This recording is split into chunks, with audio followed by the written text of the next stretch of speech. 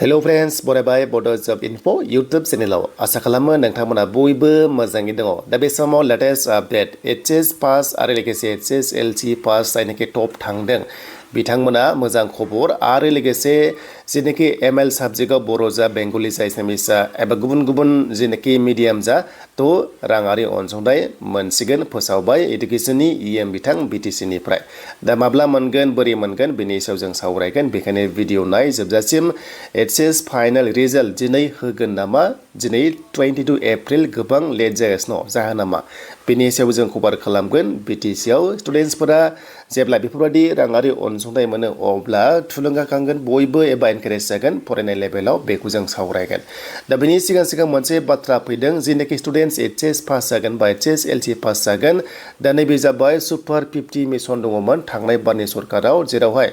स्टुडेन्टसफोरा राङारि होनालासे एबा रां होनालासे कोचिं 11 मान्थस रेसिडेन्सियेल थानाय जानाय गासिबो कोचिं फ्रियावनो मोनोमोन APSC UPSC बेनिफ्राय NEET आरो लोगोसे JEE दा बेवहाय नायदोनै दा जायफ्रानोखि बे सुपार 50 बड'फा सुपार 50 मिशनाव कोचिं लायोमोन दा इन्जिनियारिं लेभेलाव ओरैबायदि मोजां रिजाल्ट ओंखारदों आउट अफ 34 स्टुडेन्टस माने कोचिं लानायफ्रा 34 मोन बेनि गेजेराव एन्ट्रेन्स होनायफ्रा 26 जनानो पास खालामबाय बेनो जाबाय मेन्स एग्जामाव IIT JEE आवहाय 26 आनो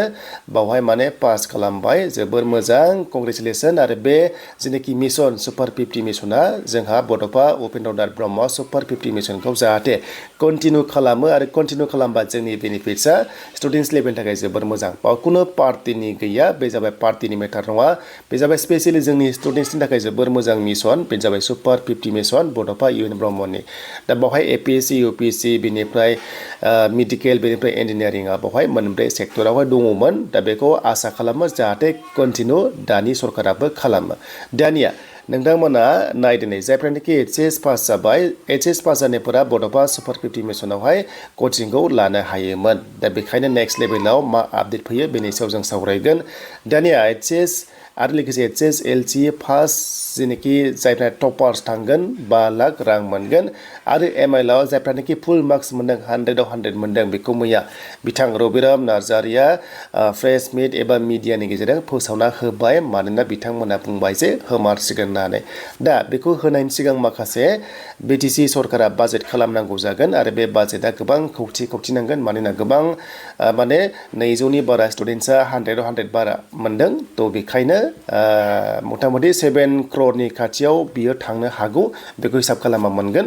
दा बेखिनिखौ आं नोंथांमोननो खोन्थाबाय मानोना गोबां जों ससियेल मिडियायाव मोनदोंमोन जे जायनोखि बेखिनि मार्क्स मोनदोंमोन मोनगोन ना मोनमारा होननानै दा फाइनालि जोङो BTC निफ्राय इडुकेसननि EM बिथां रबिराम नार्जारिया मैया जेनोखि बनरगाव एरिया खाग्राबारियाव बैसागु जाफैदोंमोन बेयाव मिडियाफ्रा सोंनायावहाय बिथाङा खुगा बेखेवदों। दानिया बे रां होनाया मोजां जादों ना जायाखै नोंथांमोना कमेन्ट्स खालाम थ' आंनि बायदिब्ला थिगानो मोजां जादों एनकारेज खालामनाय जागोन स्टुडेन्टसफोरखौहाय एसे गोसोखौहाय थुलुंगाखां होगोन जाहाथे फरायनाय लेभेलाव माने मोजां गोसो होयो दा बेखिनि आरो आपडेटआ दा बेनिफ्राय बेसेबां मोनमारगोन टप थांनायफोरा जों बेखौ दा एसे पस्टारखौ जों नायनो दा नायदिनै जायफ्रा टप 10 आव थांदोंमोन HSLC आव टप 10 माने पार्सेन्ट सिस्टेमाव आरो हमना ला टप 10 बे जाबाय 5 लाख रां मोनगोन HSLC आव नाथाय बेवहाय एक्चुअली जाथि गैया जायखिजाया BTC आव टप थांनायफोरा माने 10 जननि गेजेराव बेसेबां पार्सेन्ट मोननानै 10 जना गोजौआव थांदों बेवहाय हारसाबो थानो हागौ बर'बो थानो हागौ बे बाथ्राया बेरखांदों देन टप HS जेनोखि हमना ला HS आवबो बेयाव थांगोन बिथांमोनाबो 5 लाख रां मोनगोन बेखौ बिथांमोना बेवहाय बेनाराव होदों आरो दा बेखौनो गोबां सोंखारिलायनाय जादोंमोन जे नंगौना नङा होननानै दा मैया क्लियार जाबाय बिथांमोना होगोन होनना बुंदों मोजां बाथ्रा एन्ड बिमानि राव जेनोखि टपार्स 3 लाख बिथांमोना मोनगोन बेवहाय बर' थागोन एसामिस थागोन बाव खुनु टारगेट गैया मालाबा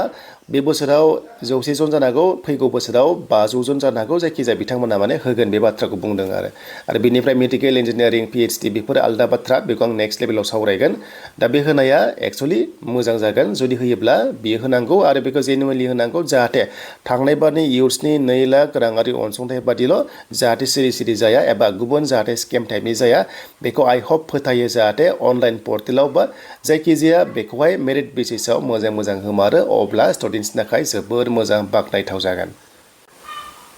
दा बेखिनिखौ जों मिथिबाय बेनिफ्राय मिडियानि गोबां सोंदोंमोन नाथाय मोनसे बाथ्राखौ बिथांमोना सोंनो बावदों एक्चुअलि बेखौ जायनोखि सोंग्रा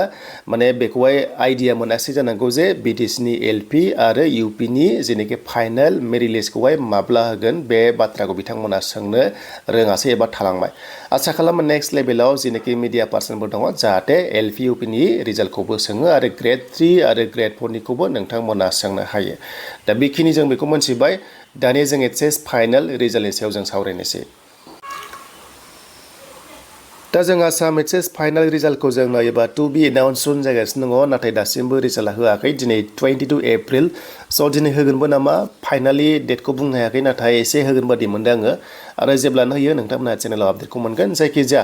25 एप्रिलनि सिगां मोननाय चान्सआ दङ बेखौ जोङो सर्सआव मोनखादोंमोन दा टेक्निकेलि माबाफोर एसे प्रब्लेम जादों जानांगौ सिङावहाय दा जायखिजाया जेब्लानो HSLC फाइनालि रिजाल्टआ आपडेट होयो आं नोंथांमोननो फोरमायगोन नाथाय जेनेखि डक्टर रनेश पेगु बिथाङाबो आपडेटखौ होथ'वाखै मानोना बिथाङा सिगां होयोमोन दा एक्चुअलि पावारावबो गैया दा बेखायनो एसे नेदों नामा दा जियानो जा नेक्स्ट लेभेलाव जेब्ला होयो थ' नोंथांमोननो आपडेटखौ आं नेक्स्टआव लाबोफिनगोन